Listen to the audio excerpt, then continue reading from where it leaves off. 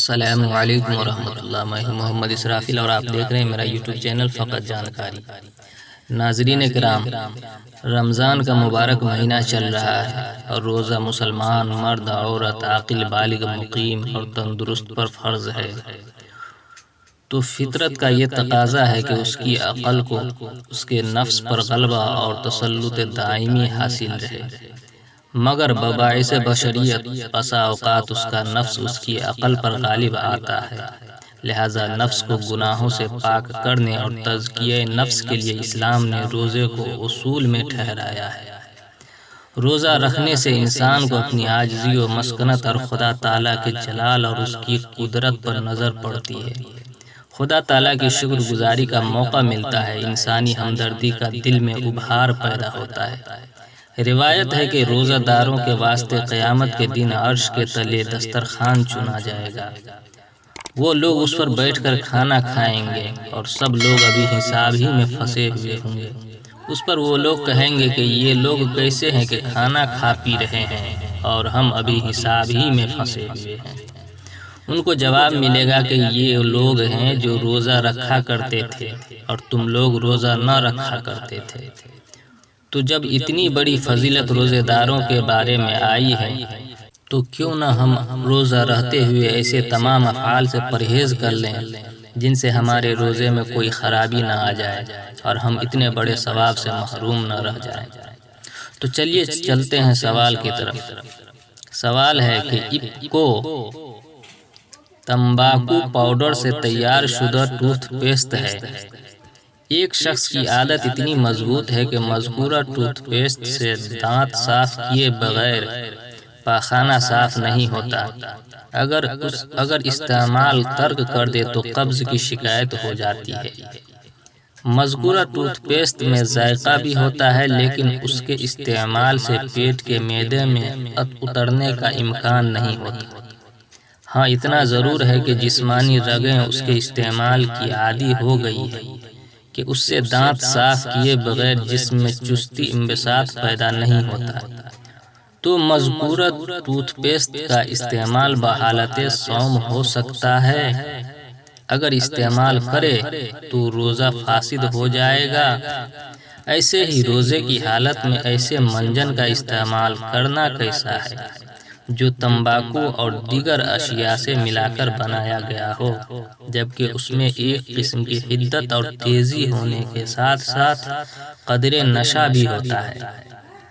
ایک عالم صاحب فرماتے ہیں کہ یہ مکروہ تنزیہی ہے، لہذا اس کے استعمال کرنے میں کوئی حرج نہیں ہے۔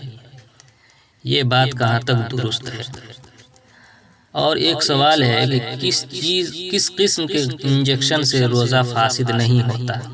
کیا گلوکوز اور خون چڑھوانے سے روزہ میں کوئی نقص تو نہیں آتا؟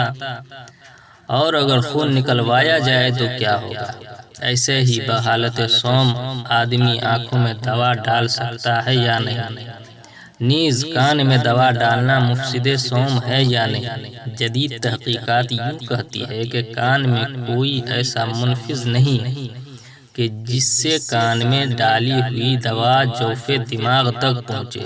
تو کیا اب اس تحقیق کے مطابق یہ کہا جائے گا کہ کان میں دوا ڈالنا مفسد صوم نہیں ہے، جبکہ قدیم فقہا اس کو مفسد صوم کہتے ہیں؟ شریعت مطہرہ کے مطابق ہماری رہنمائی فرمائیں، بڑی مہربانی ہوگی۔ بسم اللہ الرحمن الرحیم۔ الجواب وباللہ التوفیق۔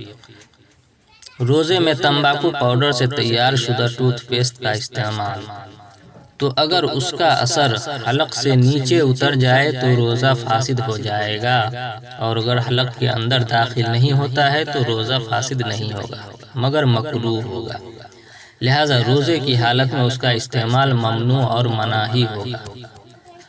اور روزے میں گل منجن کرنا، تو روزے کی حالت میں اس منجن کے استعمال کرنے سے متعلق قدر تفصیل ہے۔ وہ یہ کہ منجن کرنے کی وجہ سے اس کے ذرات وغیرہ حلق میں نہ جائیں تو ایسی صورت میں منجن ملنا صرف خلاف اولا یعنی مکروہ تنزیہی ہے، چاہے منجن تیز ہو یا نہ ہو۔ لہذا مذکورہ عالم کا مکروہ تنزیہی کہنا صحیح اور درست ہے۔ ہاں البتہ اس منجن کے کرنے سے حلق میں کوئی ذرات نہ پہنچیں، پھر بھی اس سے نشہ اور سکر پیدا ہوتا ہے تو مکروہ تحریمی ہے۔ اور اگر کوئی ذرہ پیٹ میں چلا جائے تو روزہ فاسد ہو جائے گا۔ اب بات رہی کہ روزے میں انجیکشن، گلوکوز اور خون چڑھانا، تو انجیکشن سے روزہ فاسد نہیں ہوتا، اور گلوکوز اور خون چڑھوانے سے بھی روزہ فاسد نہیں ہوتا، جبکہ براہ راست خون معدے میں داخل نہ کیا جائے، اور اگر خون بدن سے نکل جائے تو روزہ باقی رہے گا اور وضو ٹوٹ جائے گا۔ اور بحالت صوم آنکھوں میں دوا ڈالنا، تو روزے کی حالت میں آنکھوں میں دوا ڈال سکتا ہے، اس سے روزہ فاسد نہیں ہوگا۔